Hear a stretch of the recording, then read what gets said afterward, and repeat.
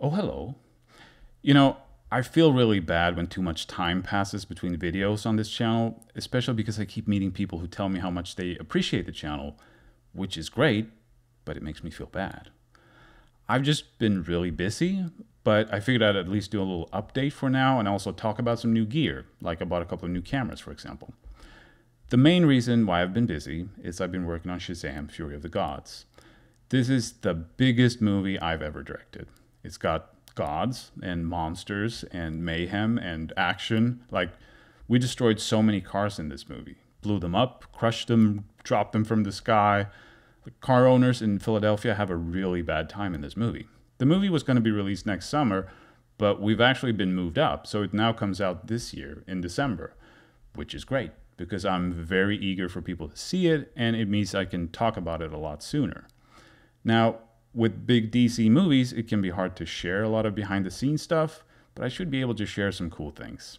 It's easier on a horror movie like Annabelle Creation, where I was able to do the Directing Annabelle Creation series of videos. And what I'm doing after Shazam will definitely be horror. We actually have two horror projects with Netflix, where Lotta is also a producer.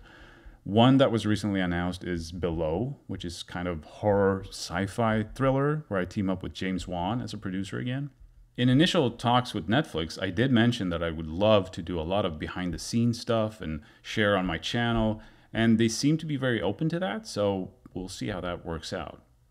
I was also in a commercial recently, which was an interesting experience.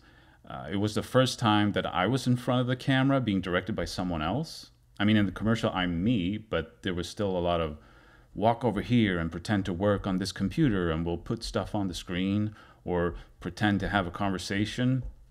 I think it was a valuable experience in that I got to feel how lost you can feel on a film set with people running around and you're not always sure what's happening or what the plan is, or how you can pick up stress from the crew and how that affects you. It was also just fun to see it from the other side and recognize things that I definitely do myself as a director. So I'm really glad I did it because I think it will help me improve as a director with actors on set. The commercial will most likely end up here at some point, so you'll get to see it. I've also been playing around a lot with photogrammetry, both with Meshroom, which is a free application, and Polycam, which is an app on your phone or iPad. It's really cool to be able to scan objects and environments in 3D and bring it into Blender, or even use for camera tracking in some situations where you get not only the track, but also some geometry. I've also been trying to learn sculpting in Blender, which is a workflow that suits me so much more than regular modeling. One app I've used in combination with Polycam is HDRI to create HDR images on your phone. It's not quite as good as using a proper camera, but in many situations it can be good enough. But then, for my birthday, Lotta gave me a 360 camera, the Insta360 1X2. This thing makes the process of capturing HDR images so easy. You just put it down, and with the push of a button, it can take 9 bracketed exposures. Then you just merge the exposures into an HDR image, and you get accurate light and reflection. I figured that's mostly what I would use the camera for, but turns out it's really fun to shoot 360 videos. You can put it on a selfie stick that turns invisible, and then using either an app on your phone or on your desktop, you can change focal lengths and the view, making it seem almost like camera moves. It's become a tradition for me to buy a new camera after I wrap a movie. It started on Lights Out when I bought the original Blackmagic Pocket Camera. This time I bought the latest Pocket Camera, the 6K Pro. I already had the 4K, which I bought after the first Shazam, so it's not like I really needed the 6K Pro. They're very similar, but one thing I love about the 6K Pro is the built-in ND filters. No more screwing on filters or having to use a map box. You just push a button to switch between the different filter strengths. I wish every camera had built-in ND filters.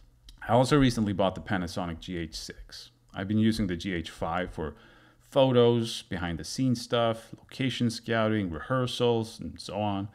It's been my go-to camera for most things, and the GH6 has some nice updates. It can shoot in ProRes, for example, when you want really high quality, and you get slow motion all the way up to 300 frames per second. People often ask me what camera to buy, and if I could only have one camera, it would have to be something like this because you get so much out of it. stills, stabilization, lots of different recording options, battery life, and so on.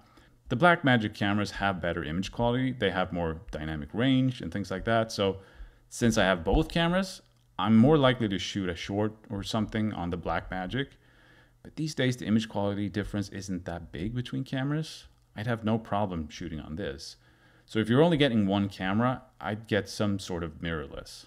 In an earlier video, I talked about how great 32-bit audio is, that you can record without worrying about levels. Too loud or too quiet doesn't really matter, like all the information is there and recoverable. Well, I recently picked up a couple of Rode F2 lav mics that have 32-bit audio recording. I haven't used them much yet, but Lotta has used them for recording theater. Here's how they were used. At the start of the day, you press record on the lav mic, and then you just leave it on for the rest of the day. The batteries last for a long time, and the camera can start and stop recording. As long as you record audio on the camera as well, you can automatically sync it up in Resolve, which is where I do all my editing these days. You just select the videos and the audio and choose sync it by waveform. You can append tracks, so you have several audio tracks per video file, and there you go. Super easy, especially if you're a one-man band type of deal where you already have to operate the camera and the focus and pay attention to the shot. To not have to also worry about audio levels and recording is great.